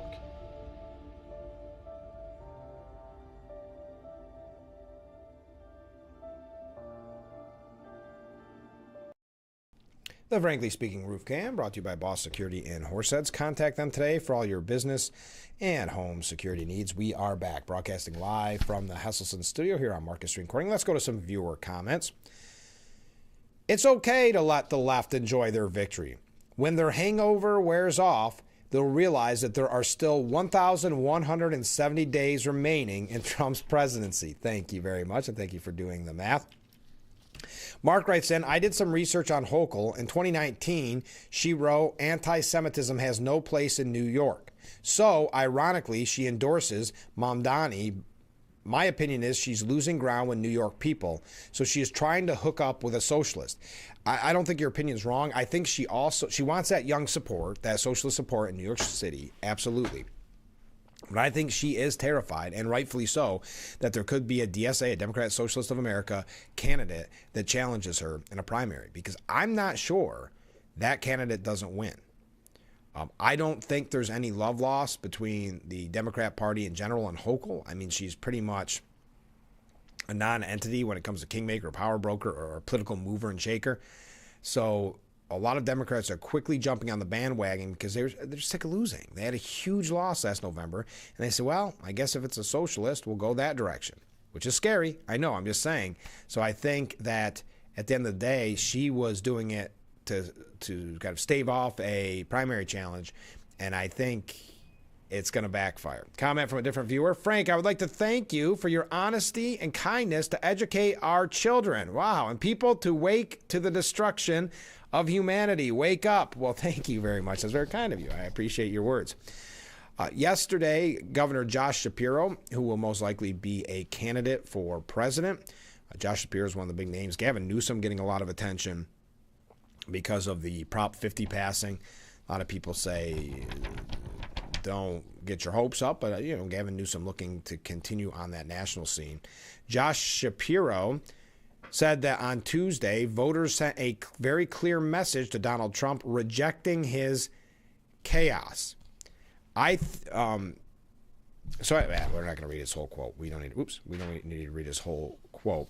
But you've got a little bit of the blame game going on what happened Tuesday night. And the media is loving it. MAGA blame game erupts after Republicans suffer nationwide losses. Again, not a headline you read back in November for Democrats, just one that's normally dependent on who was victorious and if they were Republican. But Vivek Ramaswamy, you remember the former presidential candidate, says there is a need for a wake-up call after this. That the results are a wake-up call. The GOP got swept in New York City, New Jersey, and Virginia. Yes, they're all blue jurisdictions, but Virginia's current governor is Republican. Many of us believe New Jersey was winnable, and New York City didn't just elect any old ordinary Democrat, but a self-proclaimed socialist. But just to take a step back, Virginia is a blue state. Virginia has a lot of federal employees who are aren't without a paycheck right now. So it was just a perfect storm. Those are three races. Again, going back to the media who thinks this is bigger on Tuesday than last November was. But no excuses. We just need to own it, Vivek said. But a kick in the rear end isn't always bad if we're willing to reflect and learn. There are two key lessons from last night's losses. One related to economics, another to the culture wars. First, Republicans need to focus on the issue of affordability. Too many Americans feel like they can't afford a decent life when costs have risen faster than wages over the last half decade. We can't hide from that problem because it isn't going away. Here's what I hear across Ohio. Electric bills are rising. Healthcare costs are nonsensical. Home ownership is a struggle for young and elder Americans alike, and ordinary groceries are priced like luxury goods. The problem isn't limited to my home state either. It's a national phenomenon. We know how to fix it. The root cause of inflation is government overspending, and we need to curb it at every level. Supply side constraints matter too, and we need to cut bureaucracy that gets in the way of production, including at the state and local levels. Speed up permitting to build power plants and natural gas pipelines to reduce electric costs. Get rid of red tape and land use restrictions that limit new home construction. And he goes on and on. I don't think we have to go through all of it because I just think it's important to see the two avenues that Vivek feels that were maybe overlooked by the GOP. And the second lesson is it's time for the GOP to officially reject identity politics once and for all. I wrote my first book, Woke Inc., in 2021 to criticize left-wing identity politics in corporate America. I wrote my second book, Nation of Victims, in 2022 to criticize left-wing identity politics in American culture. And he keeps going on and on. So take it from me when I say that racial grievance politics is now emerging as a real problem, not just on the left, but in an online fringe on the American right. And you may have been following that a little bit. during the last, I don't want to go through some of the words that are being used, but the last few months. So he's saying that in a kind of a different way than you think of the identity politics on the left. He's saying Republicans have embraced a different kind. But Tuesday's losses stung, he said, but hardship isn't victimhood. If we focus on affordability and reject toxic identity politics, we'll win in 2026 with the same coalition that elected Trump last year. It's time to remember who we are as Republicans and what we actually stand for, and to act boldly in the face of idiocy and bigotry without apology. Now, Vivek, if you're not aware, is a candidate for governor of Ohio. When we come back, we're going to tell you what Newt Gingrich had to say about Tuesday, and as well as the New York Post taking their top takeaways from those results. Stay with us. We'll be right back with Frankly Speaking here on WYDC TV, Big Fox.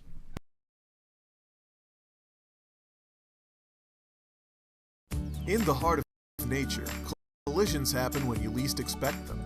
Deer hits can turn a tranquil drive into a chaotic moment. When the unexpected happens, turn to Scott's Collision. At Scott's Collision, we understand the frustration of unexpected encounters with wildlife. From dense to more extensive damage, we've got you covered. When nature and your vehicle collide, trust Scott's Collision to bring it back to life. The return Twin Tiers Comic-Con, November 15th and 16th at the Arnott Mall Event Center. Meet film and TV legend Ed Begley Jr., plus the voice of Pocahontas, the stars of Mallrats, and voice actors from Naruto, Kingdom Hearts, Street Fighter, and more. Veteran comic book creators and over 150 artists and vendors. Gaming events and costume contests with cash prizes. Free activities for kids, Q&A meet and greets, and so much more. Twin Tiers Comic-Con, veterans and kids 14 and under free. Tickets on sale now at twintierscomiccon.com. Having a safe home is essential to many aspects of our lives. From a sense of community and safety, to physical and mental health, to economic security and independence. Most homes in our communities are not accessible and are not designed to accommodate the changes that come with age, including the risk of falling.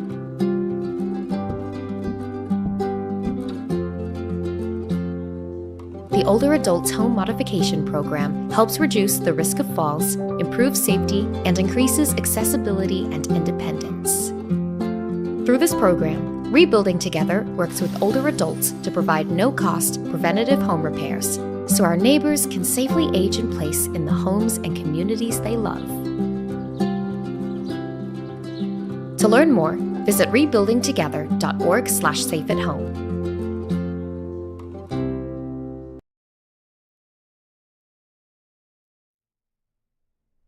The Frankly Speaking Roof Cam brought to you by Boss Security in Horseheads. Contact them today for all your business and home security needs. What a beautiful view of historic Market Street right here in the heart of the Gafford District. We are back broadcasting live from the Hesselson's studio. Comments, a couple comments from viewers. Disclaimer, this viewer writes, I didn't do any math on Trump's term. Oh, okay, sending in those days. There are online countdown clocks. Well, thank you. I'll bet Nancy Pelosi checks it every day. Well, that's thank you for the update on that. I appreciate it. Comment from a different viewer. Frank, I appreciate your honesty about political problems. Well, thank you. I appreciate you sending that in. We're going to get to some other comments that came in right there at the end, but we got a little time. So Newt Gingrich says the off-year elections were a smashing Democratic victory. This is the first and most important lesson Republicans should take away from the results. And keep it in mind if you were complacent, if you didn't vote, if you didn't get involved in the primary, didn't get involved in a race, keep this in mind when we saw what happened, because midterms are coming up very quickly. In elections in New York, New Jersey, Virginia, Pennsylvania, Georgia, and California, there was a huge wave in favor of the Democrats.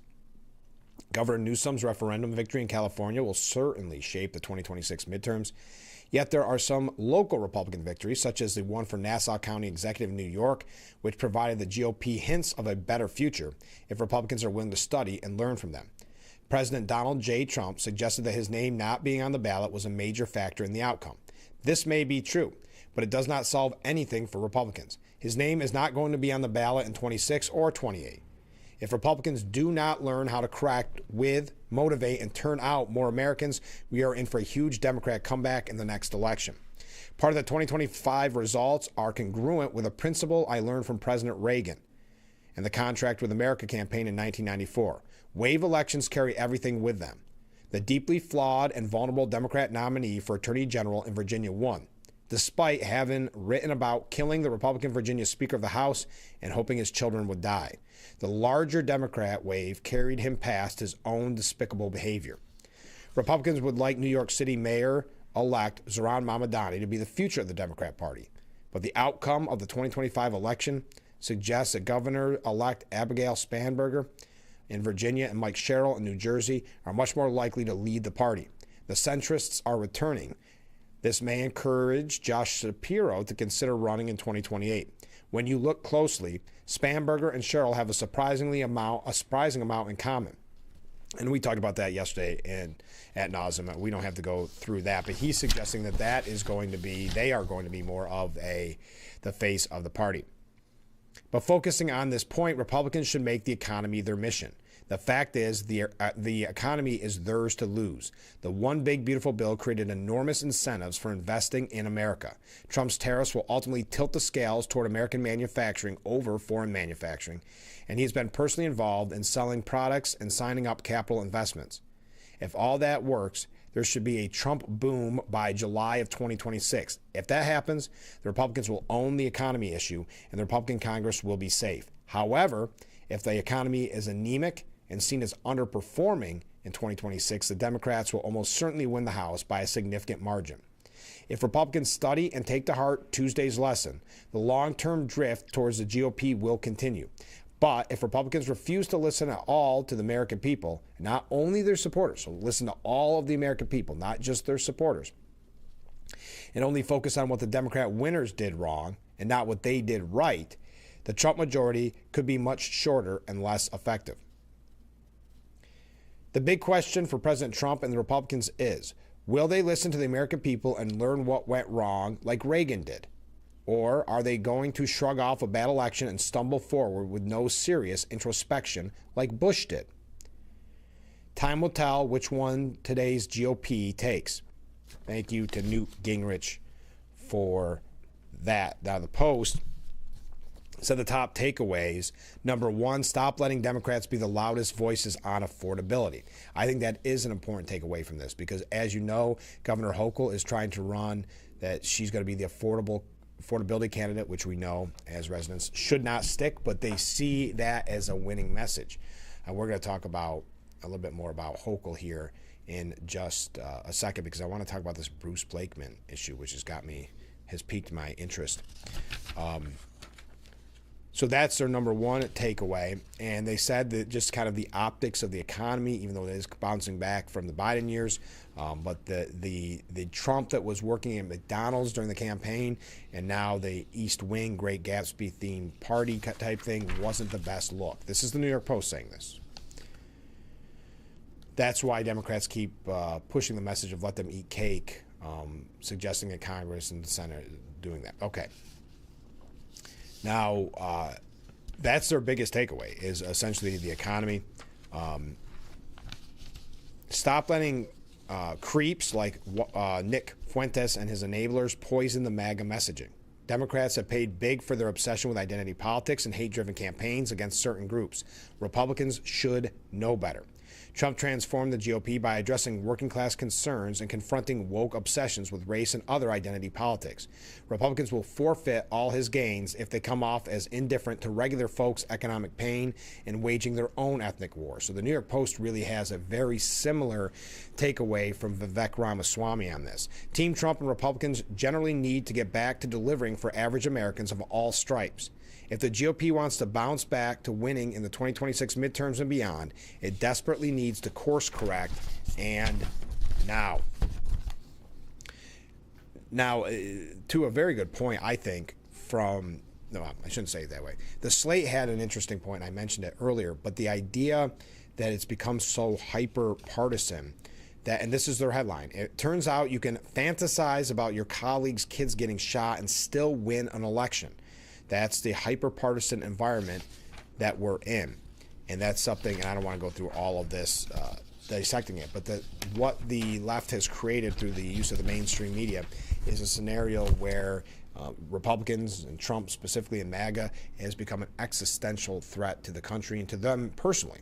So it doesn't matter how bad their candidate is. So that's a very big hurdle to overcome, because that passion, that anger, that hatred that has driven them to the polls. And we saw that at the local level with some of the surprising race results that we saw yesterday, where that Democrat turnout was there, where again Republicans were complicit.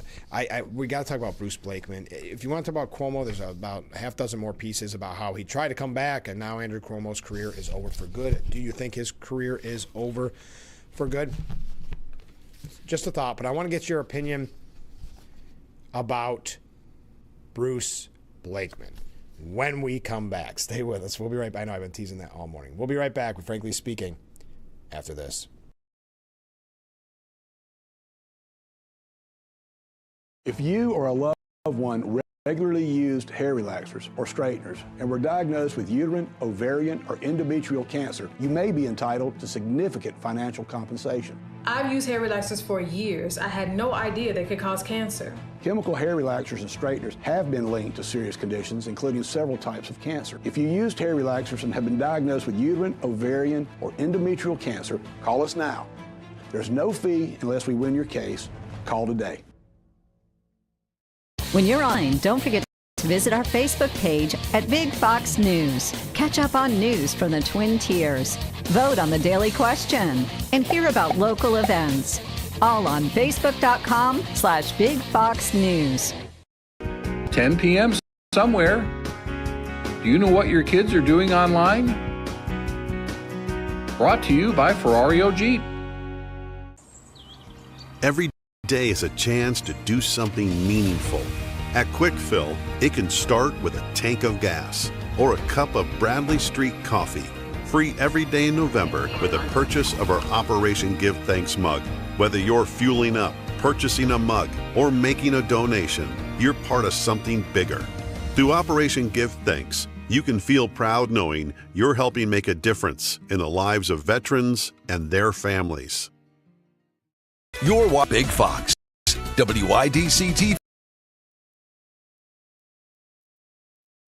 The Frankly Speaking Roof Cam, brought to you by Boss Security in Horseheads. Contact them today for all your business and home security needs. We are back, broadcasting live from the Hesselson's studio.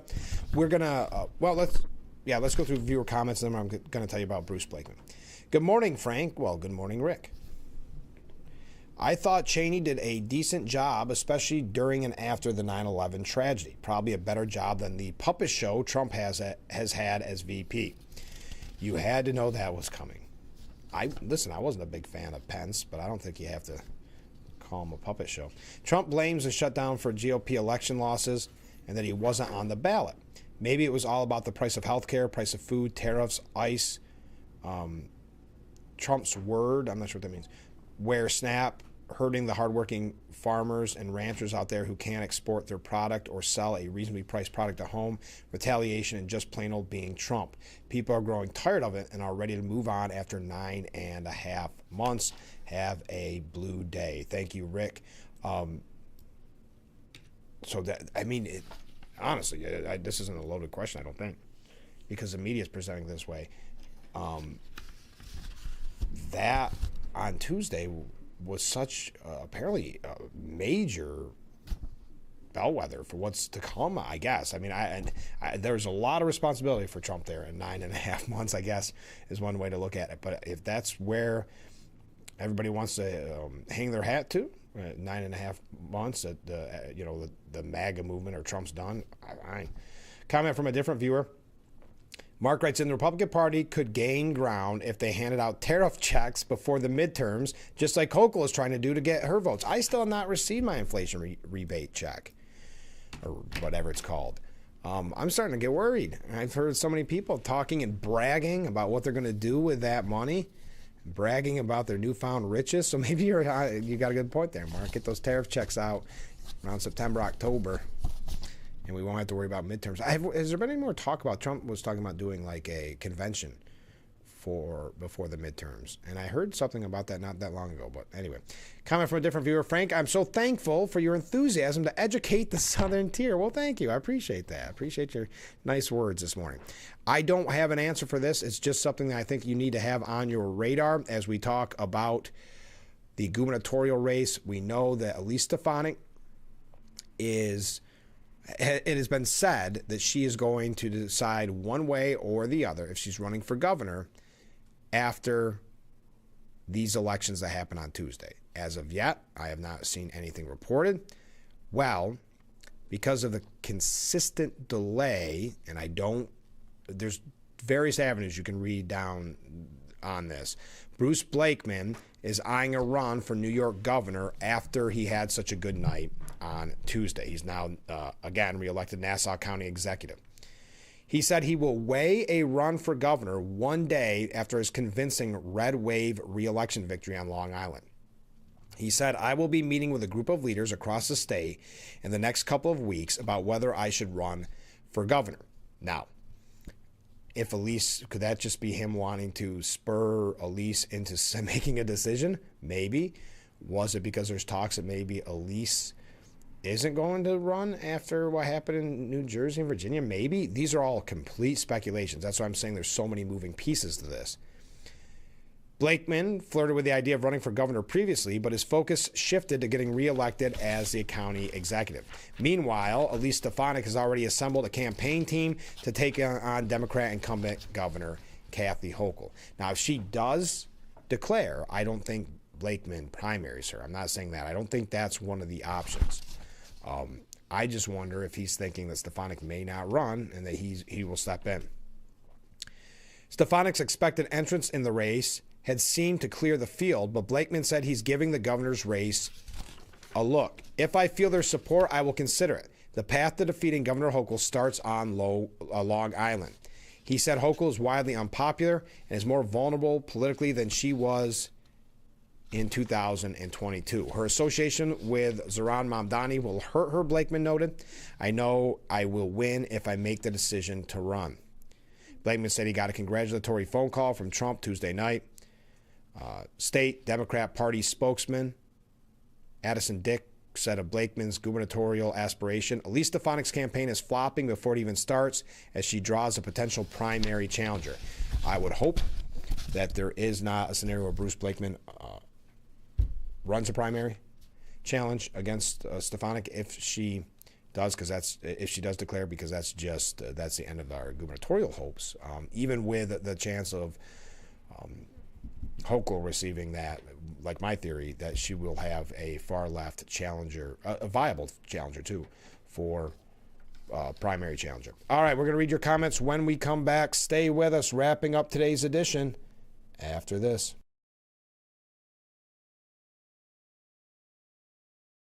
And remember, you can call me anytime. Anytime? Oh, this is my client. Hello! Injury attorney William Matar always puts his clients first. I gotta take this. There you go. Sorry, I gotta take this. He's recovered millions for injured accident victims. Easy out, easy out. Ooh, it's mine. This is William. Hurt in a car? Call William Matar. When you're online, don't forget to visit our Facebook page at Big Fox News. Catch up on news from the Twin Tiers. Vote on the daily question and hear about local events. All on Facebook.com/Big Fox News.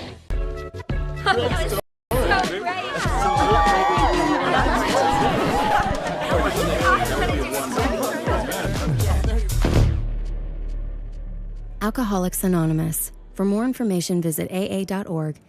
We've had so many wonderful memories as a family. Dropping Shelly off at school. I prayed he wouldn't get stuffed in a gym bag. Missy might have been the one in Little League. I'm asking the Lord to watch over my little girl. Well, while you're at it, ask him for a win. I got money on this. But Georgie is the one who threw us the real curveball. I got a girl pregnant.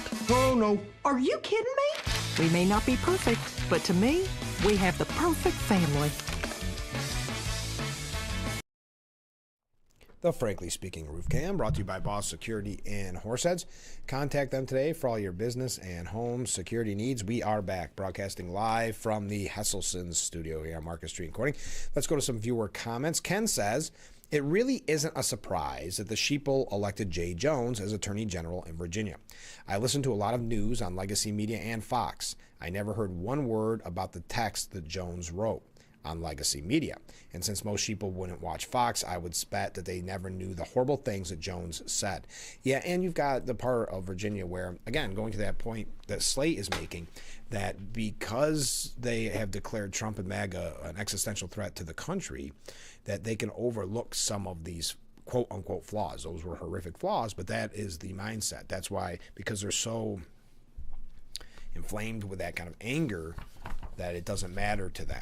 And I think there's a point to be had there. Sergeant Dave says, I'm hoping that the Democrat Party does split and the moderate champion is John Fetterman from Pennsylvania. There is, and remember, we've been saying this a long time on the program, really going back to before the landslide, that the parties are John Fetterman, or the Democrat Party is split into two parties, essentially. John Fetterman wing and the AOC wing. Now, that AOC wing, and I don't mean to hurt her feelings, could now be called the Mamdani wing. He may be more famous than her. But anyway, there's that two parties. Problem is, I think the AOCs and Mamdanis are spreading kind of like wildfire and growing that side of the party. Comment from a different viewer. Morning, Frank. Keep up the good work. Well, thank you. That's very kind of you. Another one just come in. Ken says, I think it's comical that Mamdani is asking the people who supported him to send in donations after he was elected. I assume that he wants them to fund the free stuff that he wants to give them. Hey, that's one way to do it, to make good on your campaign promises, because I can't think of any other ways that he's going to be able to make good on those. All right. I can't believe we're out of time. A big win in California propels Newsom, writes the New York Times. Boy, they're trying to force him upon the world, aren't they? We'll see how that goes. Even after the devastating handling of the wildfires, I don't see it. I don't see the personality that other people claim. It's almost like, remember when they used to tell us Hillary Clinton is funny? You just don't get it, or behind closed doors she's funny. Same thing with Newsom. Oh, he's got a good personality. You'll like, I guess, just keep telling me that. Maybe eventually I'll believe it. Joel Pollack has a very interesting piece of the Post, but like I said, we're out of time. Gavin Newsom's crude Prop 50 chest thumping isn't the win he thinks it is. Newsom could have chosen a less hysterical, more constructive tone. He could have struck a contrast with Mamdani, who quoted radicals and took pot shots at his rivals in his own strikingly bitter victory speech. The California governor failed to rise to the occasion during his victory speech as he made his bid for party leadership. In the glare of a national spotlight, Newsom may have dimmed his own prospects. Interesting. All right, that does it. Oh, a vulnerable House Democrat criticized the extreme left in his shocking 2026 announcement. Jared Golden from Maine announces plans that he will not seek re-election. I meant to mention this earlier. I have never loved politics, but I find purpose and meaning in service, and the Marine in me has been able to slog along through the many aspects of politics I dislike by focusing on the good work that Congress is capable of producing with patience and determination. But after 11 years as a legislator, I've grown tired of the increasing incivility and plain nastiness that are now common from some elements of our American community, behavior that too often our political leaders exhibit themselves. Interesting. Now we are out of time. Hey, one last comment. We'll leave on this comment from a viewer. Frank, thank you for your honest reporting. Well, thank you for your honest comment. How's that? Thank you for all the nice comments. We'll be back tomorrow morning starting at 6 a.m. for Frankly Speaking, only on WYDC TV. Big Fox. Have a great day, everyone. We'll see you bright and early tomorrow morning. Look forward to it already.